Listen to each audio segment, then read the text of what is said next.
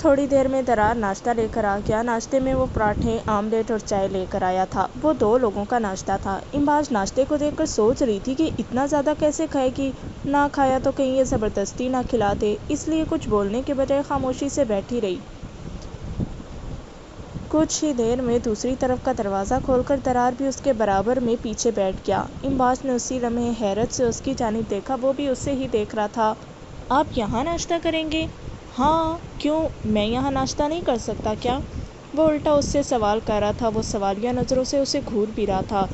نہیں، میرا یہ مطلب نہیں تھا، مجھے لگا شاید آپ اپنے دوست کے ساتھ ناشتہ کریں گے۔ آج کل کچھ زیادہ ہی آپ کو لگ رہا ہے۔ Control your thoughts my wife. وہ آج کسی اور ہی موڈ میں تھا۔ امباج تو ڈر ہی گئی۔ اب یہ 2.5 گز کی چادر ہٹا دیں، منہ سے کوئی نامحرم نہیں دیکھ رہا آپ کو، صرف میں ہی دیکھ رہا ہوں جو کہ آپ کا محرم ہے۔ وہ پراٹھے کا نوالا منہ میں ڈالتے ہوئے مزے سے بول رہا تھا۔ داجی کو دھوکہ دے کر موڈ دیکھو کتنا اچھا ہے ان کا۔ یہ صرف امباج سوچ ہی پائی تھی۔ اگلے ہی لمحے اس نے چادر ہٹا دی۔ اب سوچ کیا رہی ہیں، کھائیں؟ اس نے ناشتے کی طرف اشارہ کیا اور پھر امباج دوسرے پڑے ہوئے پراٹھے کا لقمہ توڑنے والی تھی جب ایک بار پھر اس نے روکا۔ اسی پراٹھے سے کھائیں۔ اس نے اپنے پراٹھے کی جانب اشارہ کیا جس سے ابھی اس نے 2-3 لقمے توڑے تھے۔ امباج نے گہرا سانس بھر کر اسی پراٹھے سے لقمہ توڑنا چاہا جب اس کا ہاتھ پورے پراٹھے کو ڈھانپے ہوئے تھا کہ امباج کے لیے لقمہ توڑنا مشکل ہو رہا تھا۔ آخر اس نے کوشش کرنے کے بعد ضد ہو کر پراٹھا چھوڑ دیا۔ مجھے بھوک ہے ہی نہیں، آپ ہی کھا لیں۔ اچھا، مذاق کر رہا تھا، کھائیں۔ اسے امباج کو تنگ کرنے میں مزہ آ رہا تھا، پر پھر اس نے کسی خیال کے تحت اسے تنگ کرنا چھوڑ دیا اور واپس سنجیدہ ہو گیا۔ دونوں نے ناشتہ ختم کیا۔ کچھ دیر میں ارسل کے آنے کے بعد درار نے واپس گاڑی سٹارٹ کر دی اور اسلام آباد روڈ کی جانب ڈال دی۔ داجی کا غصہ کسی طور بھی کم نہیں ہوا تھا، پر انہوں نے سوچا تھا کہ درار کے آنے کے بعد اسے سزا دیں گے۔ ابھی کے لیے انہوں نے صبر سے کام لے لیا تھا، پر پریشانی سب کو تھی۔ پیر بیگم تو درار کے لیے خاصی فکر مند تھی کہ دارجی اور امباج کے آنے کے بعد ان کے ساتھ کیسا سلوک کریں گے۔ اب دیکھنا یہ تھا کہ ہوتا کیا ہے۔ سبھی اپنی گاڑی میں انتصارہ کی دوا لے کر واپس آ رہا تھا۔ اس نے اپنی گاڑی حویلی کے گیٹ کے باہر روکی اور ہارن بجایا ہی تھا جب کسی نے اس کی گاڑی کا شیشے بجایا۔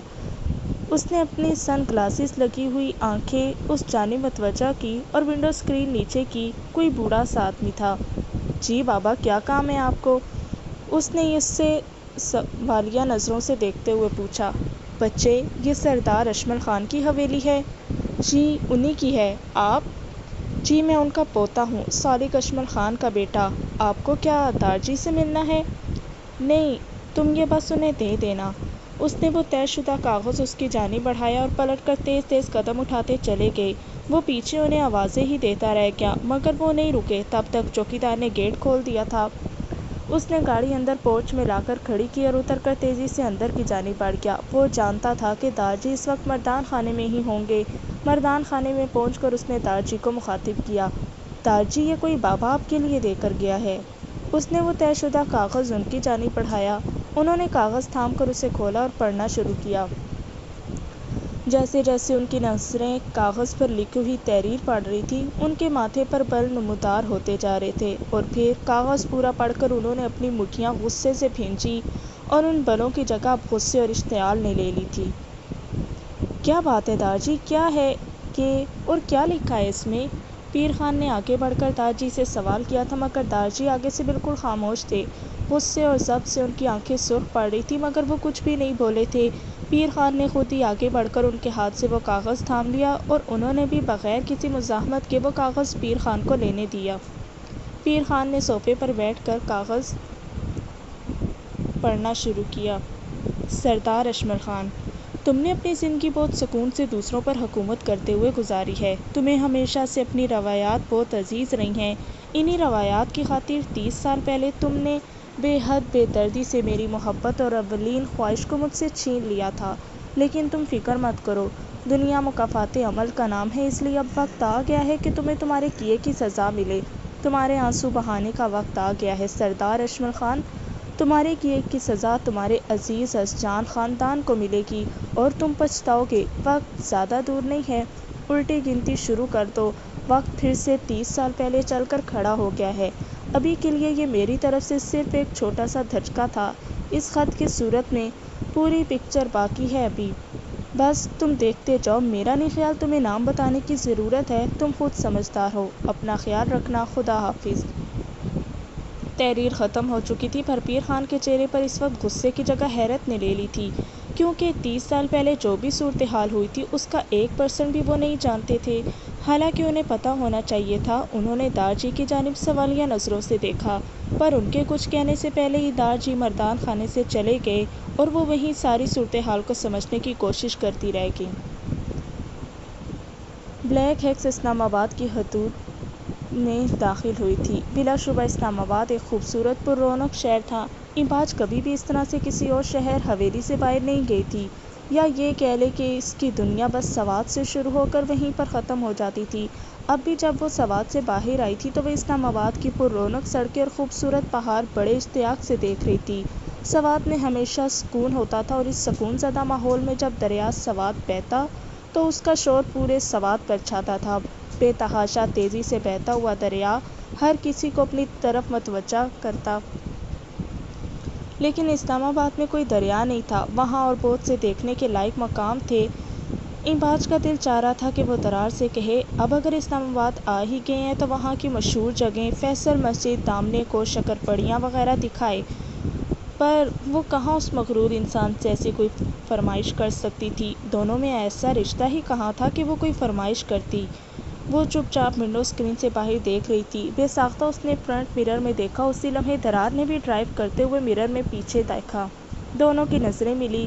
قطعی آنکھوں نے گہری سمندری آنکھوں میں دیکھا تھا، پر اگلے ہی لمحے گہری سمندری آنکھیں قطعی آنکھوں سے ہٹا لی گئی تھی۔ قطعی آنکھیں چاہتی تھی کہ گہری سمندری آنکھیں ابھی کچھ دیر اور ان میں دیکھے، پر یہ ممکن نہیں ہوا۔ نہ جانے کیوں قطعی آنکھوں کو غصہ آیا تھا، اور غصے سے درار کا پاؤں بریک پر زور سے پڑا۔ سیاہ ہیلکس ایک دم ان بیلنس ہوئی اور چرر کی آواز کے ساتھ رک گئی۔ ارسل کا سر ڈیش بورڈ میں لگتے لگتے بچا تھا، اور امباج کا درار کی سیٹ میں۔ کیا ہو گیا یار، آرام سے! ارسل نے درار کے اس طرح زور سے بریک لگانے کی طرف اشارہ کیا۔ اس نے خاموشی سے اس کی بات سنی اور بغیر کوئی جواب دیے ہیلکس پھر سے اسٹارٹ کی۔ پیچھے بیٹھی ہوئی امباج اس غصے کی وجہ سمجھ گئی تھی۔ وہ بس گہرا سانس بھر کر رہ گئی۔ وہ ناشتہ کر کے آفس چلا گیا اور وہ بھی کمرے میں آ گئی اور کمرہ سمیٹنے لگ گئی۔ سکوان کے ناشتے پر کہی گئی بات اسے بار بار یاد آ رہی تھی۔ بھلے ہی وہ اس سے بات نہیں کر رہی تھی، پر یہ جھوٹ نہیں تھا کہ وہ بے حد محبت کرتی ہے اس سے، اس لیے وہ بات سوچ سوچ کر اس کے چہرے پر شرمگی کی مسکراہٹ پھیلتی جا رہی تھی۔ اس نے اپنی شہد رنگ زلفوں کو ڈھیلے جوڑے میں لپیٹا اور کمرہ سمیٹ کر نیچے آ گئی۔ پھوپھی جان نوری سے صفائی کروا رہی تھیں۔ پھوپھی جان چھوڑیں یہ سب کام آپ۔ ارے بچے، اب تو عادت ہے مجھے ان سب کاموں کی، کوئی فرق نہیں پڑتا۔ بس اب آپ اپنی عادتیں بدل ڈالیں، کیونکہ میں آ گئی ہوں۔ آپ کو کوئی بھی کام کرنے کی ضرورت نہیں ہے، آپ بس ریسٹ کیا کریں، اور کوئی بھی کام ہو تو وہ آپ نے مجھے بتانا ہے۔ آپ نے اب یہاں آرام سے بیٹھیں۔ اس نے ان کے کندھے سے جوں ہی انہیں بٹھانے کے لیے تھاما، رتبہ بیگم کی درد سے سی نکلی۔ میسا نے ایک دم انہیں چھوڑا اور حیرت سے ان کی جانب دیکھا۔ کیا ہوا ہے آپ کو؟ ارے کچھ نہیں بچے، وہ بس ذرا سا کندھوں میں درد ہے، انہوں نے نگاہیں چراتے ہوئے کہا۔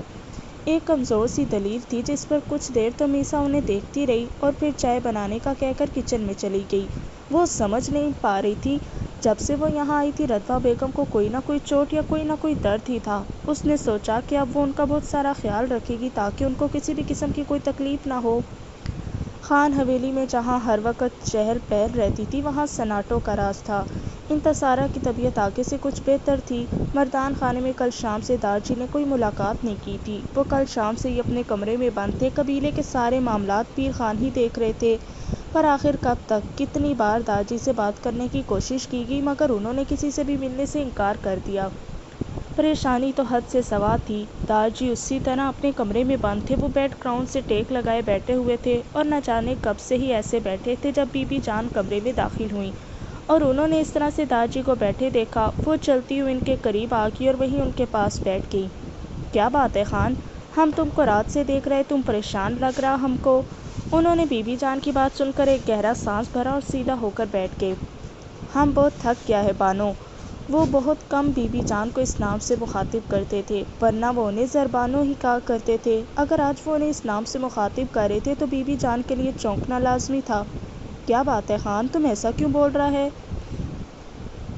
بانو، ہم اپنا خاندان اور اولاد سنبھال کر تھک گیا ہے، اب ہم میں اتنا ہمت نہیں ہے کہ ہم پھر سے لڑیں اور خاندان اور روایات دونوں بچا لیں۔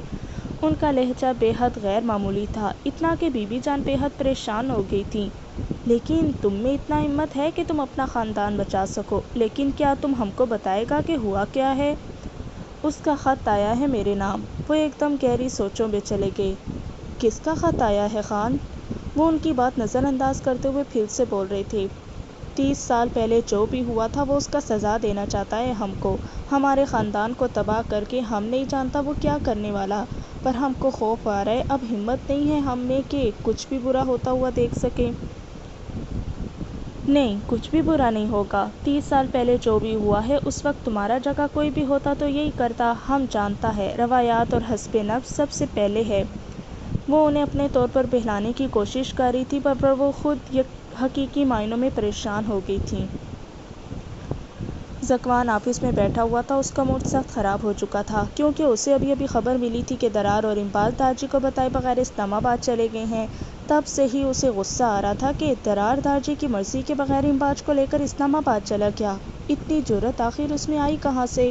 یہ سوچ سوچ کر اس کا دماغ پھٹ رہا تھا۔ مطلب سب کچھ کرنے کے بعد، ساری نافرمانی کرنے کے بعد بھی وہ وہی کا وہی ہے، اور میں نے صرف اپنا حق استعمال کرنا چاہا تھا، وہ بھی وہ حق جو شریعت نے ہمیں دیا ہے، اور میرے وہ استعمال کرنے پر کس طرح مجھے حویلی سے بے دخل کیا تھا، اور اب جب خود کا پوتا روایات کی خلاف ورزی کر رہا تھا تو دیکھتا ہوں کہ میں اسے کیسے سزا ملتی ہے۔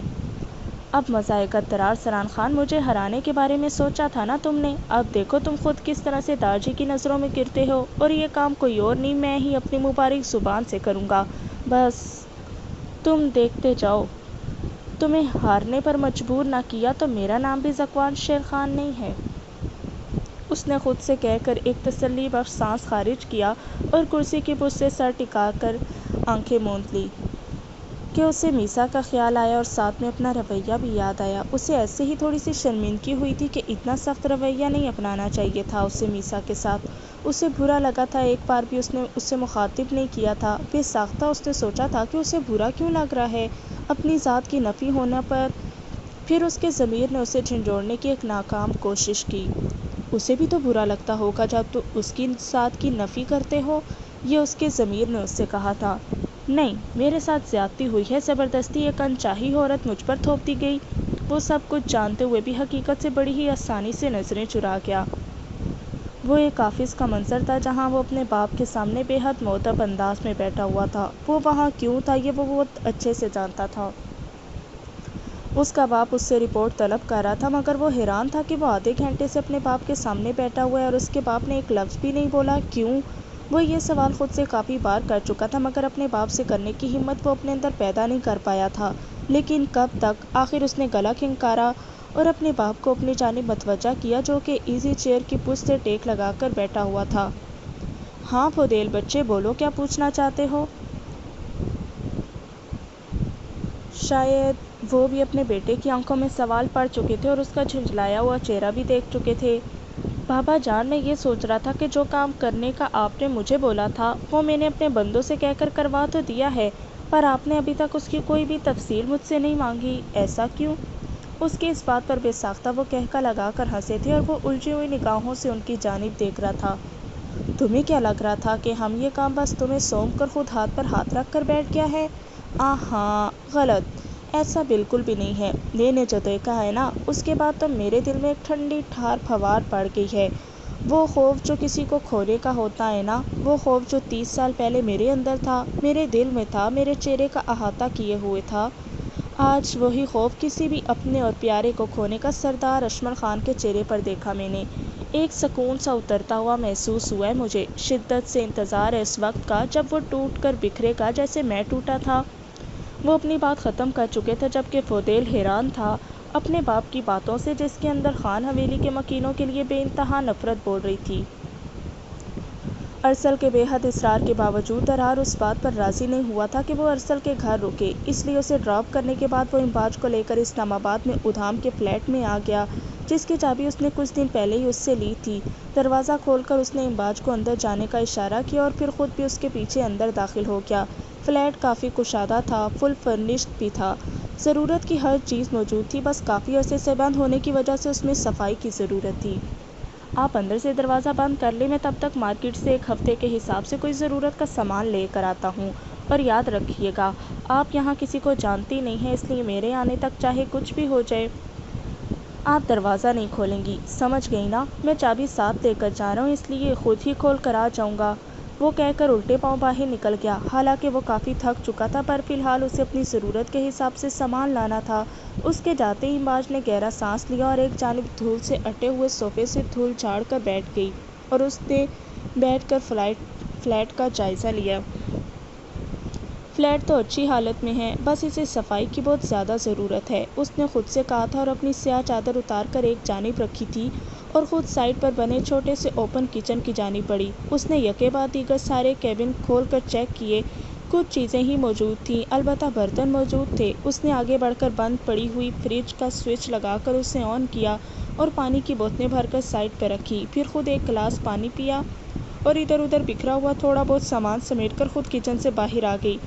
باہر آ کر اس نے درمیانے سائز کے لاؤنج پر ایک نظر ڈالی، وہاں ایک صوفہ سیٹ پڑا ہوا تھا اور درمیان میں ایک درمیانے سائز کی شیشے کی میز۔ اس نے دھول مٹی سے اٹی ہوئی چادریں صوفوں سے ہٹائیں اور انہیں چادروں سے سارے صوفے جھاڑے، ان کے کشن اچھے سے رکھے اور اچھے سے میز صاف کیا، اسے صحیح کر کے رکھا، اب قدرے بہتر حالت میں لگ رہا تھا۔ لاؤنج کام کرتے ہوئے اس کا دوپٹہ اسے بار بار تنگ کر رہا تھا، اس نے دوپٹہ اتار کر ایک طرف صوفے پر رکھا اور جگہ جگہ سے دھول مٹی صاف کرنے لگی، پھر اس نے کمرے کا رخ کیا، وہاں بھی ایک مناسب سا ڈبل بیڈ تھا، حویلی میں تو درار کا کنگ سائز بیڈ تھا اور یہاں بس مناسب سا، بے اختیار اسے ایک جھرجھری سی آئی تھی، اس نے سر جھٹک کر کمرہ سمیٹنا شروع کر دیا۔ بیڈ پر بیڈ شیٹ کی ضرورت تھی، پر اسے کہیں بھی بیڈ شیٹ نہیں دکھ رہی تھی۔ اس نے پرانی دھول سے اٹی ہوئی بیڈ شیٹ اتار کر نیچے پھینکی اور نئی بیڈ شیٹ کی تلاش میں اس نے کمرے میں ہی ایک طرف بنی ہوئی چھوٹی سی وارڈروب کھولی جو خالی تھی۔ اس نے وارڈروب میں ادھر ادھر نظر دوڑائی تو اسے اوپر والے حصے میں کچھ بیڈ شیٹس نظر آئیں، لیکن مسئلہ یہ تھا کہ وہ بیڈ شیٹس نکالے کیسے، کیونکہ وہ بہت اونچی رکھی ہوئی تھی۔ اب وہ سوچ رہی تھی کہ کیا کرے۔ اس نے ادھر ادھر نظر دوڑائی تو اسے ایک چھوٹا سا سٹول کچن میں پڑا نظر آیا، وہ سٹول لے کر آئی اور اس نے وارڈروب کے سامنے رکھا اور خود اوپر چڑھ گئی۔ اس نے بیڈ شیٹ میں سے ایک مناسب سی منتخب کی اور نکال کر اترنے ہی والی تھی جب سٹول ان بیلنس ہوا اور وہ گرنے والی تھی۔ بے ساختہ اس کی چیخ بلند ہوئی، لیکن اس سے پہلے کہ وہ گرتی، درار نے اسے تھام لیا تھا۔ ارے آرام سے! اس نے اسے پکڑ کر آرام سے نیچے اتارا۔ امباج کو بے حد شرمندگی ہو رہی تھی کیونکہ اس کے پاس دوپٹہ نہیں تھا۔ جو ہی امباج نے اس کی طرف منہ کیا تھا، بے ساختہ درار کا قہقہا بلند ہوا۔ امباج پریشانی سے اس کی جانب دیکھ رہی تھی، پر اس کی ہنسی رکنے کا نام ہی نہیں لے رہی تھی۔ کیا ہوا ہے، آپ ہنس کیوں رہے ہیں؟ وہ پریشانی سے اس سے پوچھ رہی تھی۔ اپنا چہرہ دیکھو ذرا، کیا ہوا ہے میرے چہرے کو؟ آؤ میرے ساتھ، میں دکھاتا ہوں تمہیں۔ وہ اس کا ہاتھ تھام کر اسے آئینے کے سامنے لے گیا اور وہاں جا کر اس کا ہاتھ چھوڑ دیا اور خود اس کے پیچھے کھڑا ہو گیا۔ امباج نے اپنی پلکوں کی بار اٹھا کر خود کا عکس آئینے میں دیکھا، اس کے ناک اور رخساروں پر جگہ جگہ مٹی لگی ہوئی تھی۔ امباج اپنا حلیہ دیکھ کر پہلے تو شرمندہ ہوئی، لیکن پھر درار کو ہنستے ہوئے دیکھ کر مسکرا دی۔ بے ساختہ اس نے آئینے میں اپنے پیچھے کھڑے اس شخص کو دیکھا تھا اور اس کی مسکراہٹ وہیں سمٹی تھی۔ ایسا کبھی بھی نہیں ہوا تھا کہ وہ اسے دیکھ کر مسکرائی ہو، کیونکہ وہ اپنے اندر اتنی ہمت ہی پیدا نہیں کر پاتی تھی کہ اس شخص کو دیکھ کر جو سکون اس کے اندر اترتا تھا، اس سکون کی حدت کو محسوس کر کے مسکرا سکے۔ اور اب بھی وہ خاموشی سے اسپاٹ چہرے کے ساتھ آئینے کے سامنے کھڑی تھی، پر دل تھا کہ اندر ایک ہلچل مچا رہا تھا۔ کب تک نہیں مسکراؤ گی امباج بی بی؟ کب تک دھڑکنوں پر پہرے بٹھاؤ گی؟ آخر کو تو سیے ہوئے لب کھولنے ہی پڑیں گے نا؟ میرا اندر بھی تھک گیا ہے اس شخص کے عشق کا بوجھ اٹھاتے اٹھاتے، اور یقین کرو دن بدن اس بوجھ میں اضافہ ہو رہا ہے، تو تم اسے ہلکا کرو، پر اسے بتا دو کہ کیا ہے وہ تمہارے لیے۔ دل بڑے زور و شور سے امباج کو قائل کرنے کی کوشش کر رہا تھا۔ درار تب تک اس کے پیچھے سے ہٹ چکا تھا۔ تمہارا اندر اس شخص کے بوجھ سے پھٹ بھی جائے نا تو بھی تمہیں یہ بوجھ اٹھانا ہی ہے، کیونکہ بات سب برداشت کر سکتی ہے مگر عشق میں ہار نہیں، اور ابھی میرے ہارنے کے لمحات نہیں آئے، جب آئیں گے نا تو پھر اس شخص کے وجود کا بوجھ بھی تم پر سے ہٹا دوں گی۔ اس نے بھی بڑی عمدہ دلیل سے دل کو قائل کیا تھا اور حیرت انگیز طور پر دل بہت جلد قائل بھی ہو گیا۔ وہ وہاں سے ہٹ کر واش روم میں فریش ہونے چلی گئی کیونکہ اسے اپنی حالت بہت خراب محسوس ہو رہی تھی۔ محبت روٹھ جائے تو اسے باہوں میں لے لینا، بہت ہی پاس کر کے اسے تم جانے نہیں دینا، وہ دامن چھڑائے تو اسے تم قسم دے دینا۔ دلوں کے معاملوں میں تو خطائیں ہو ہی جاتی ہیں، تم ان خطاؤں کو بہانہ مت بنا لینا۔ محبت روٹھ جائے تو اسے تم منا لینا، مگر نہ مانے تو باہوں میں لے لینا۔ وہ سارا دن رتبہ بیگم کے ساتھ باتیں کرتی رہی اور چھوٹے موٹے کام بھی ساتھ ساتھ دیکھتی رہی۔ پھر شام میں یمامہ بھی یونیورسٹی سے واپس آ گئی تو وہ اس کے ساتھ بیٹھ گئی۔ دونوں نے چائے پی اور ہلکی پھلکی گپ شپ بھی لگا رہی تھی۔ جب میسا یمامہ کے چہرے پر غور سے دیکھ کر کچھ تلاش کرنے کی کوشش کر رہی تھی، یمامہ نے اسے اپنی طرف اتنے غور سے دیکھتے پایا تو بے اختیار اس سے پوچھ بیٹھی، کیا ڈھونڈ رہی ہو؟ سکون۔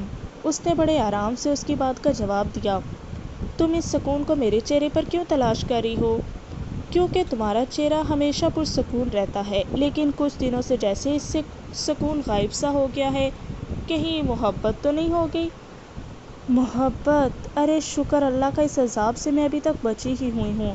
اور ہاں، سکون کی بات جہاں تک ہے تو سکون بھی دھوپ چھاؤں سا ہوتا ہے، جب دل اچھا ہوتا تو چھاؤں بھی ٹھنڈی پھوار بن جاتا اور جب دل برا ہوتا تو دھوپ میں وبال جان بن جاتی۔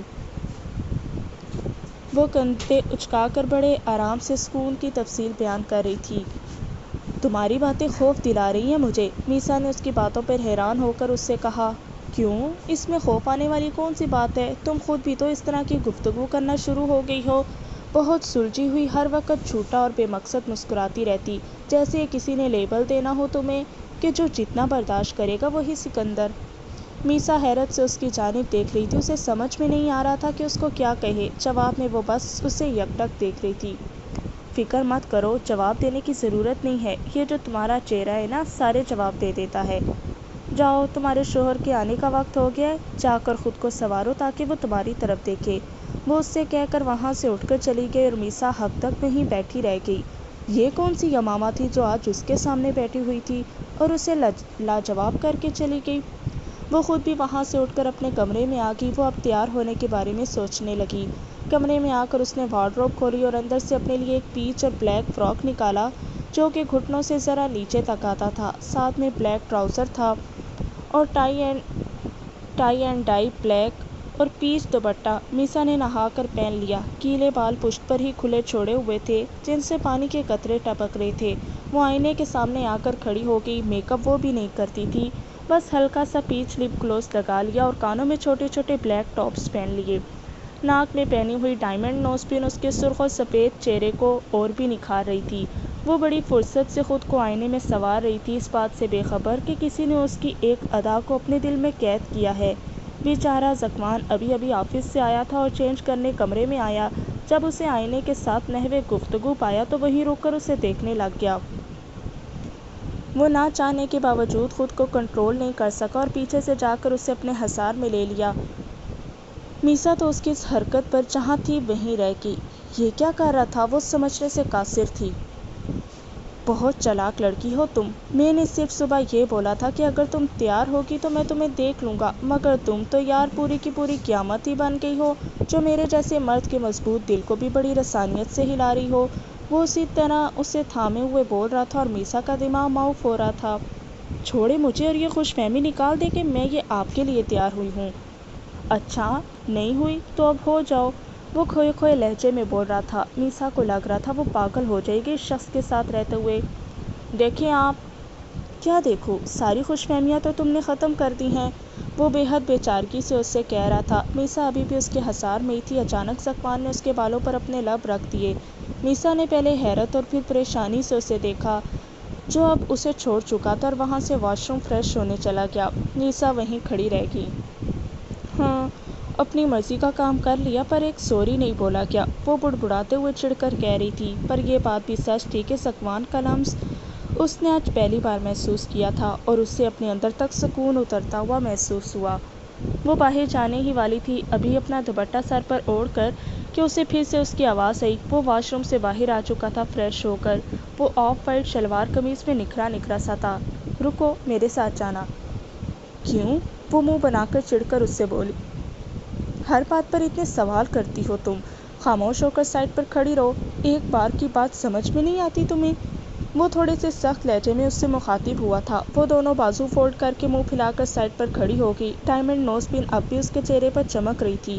ذکوان آئینے کے سامنے بال سیٹ کرتے ہوئے مسکرایا تھا اور بال بنا کر ٹام فورڈ سپرے کر کے وہ مڑا تھا اور میسا کا غصے والا چہرہ دیکھ کر اسے ہنسی آئی تھی۔ اس نے اس کی نوز پن والی ناک دبائی۔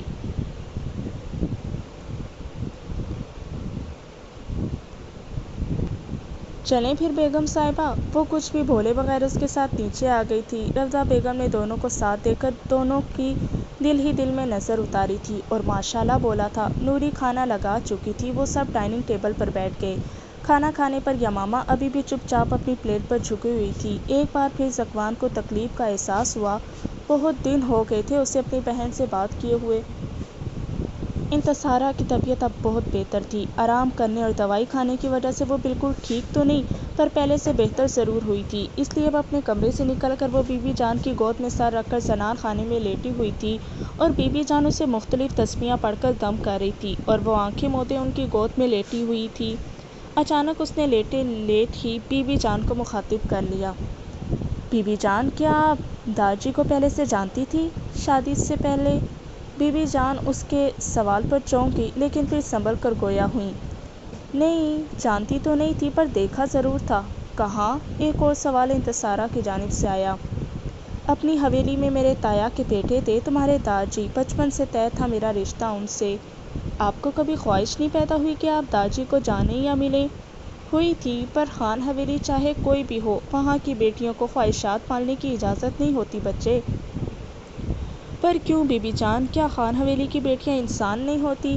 ایک اور سوال پر بی بی جان گہرا سانس بھر کر رہ گئی اور پھر خود کو قدرے سنبھالتے ہوئے اور تلخ و سپاٹ لہجے میں بولی، نہیں، خان حویلی کی بیٹیاں انسان نہیں ہوتی، وہ باندھی ہوتی ہیں اپنے خاندان اور روایات کی، جن کو کوئی حق نہیں ہوتا کہ وہ کوئی خواہش دل میں بسائیں۔